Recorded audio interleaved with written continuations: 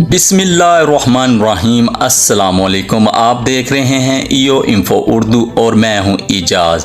Italy میں مختلف کاموں کے سیکٹر کے لیے لیگل ویزا انٹری امیگریشن کے لیے طریقوں کا اعلان کر دیا گیا ہے۔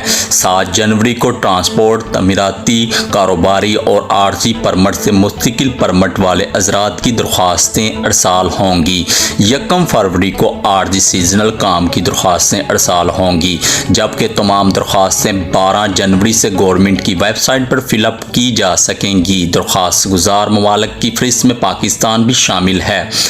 درخواستیں ارسال کرنے کی آخری تاریخ 17 مارچ رکھی گئی ہے، لیکن تمام سیکٹر کا کوٹہ محدود ہونے کی وجہ سے ماضی کی طرح یہ امیگریشن بھی پہلے آئیں اور پہلے پائیں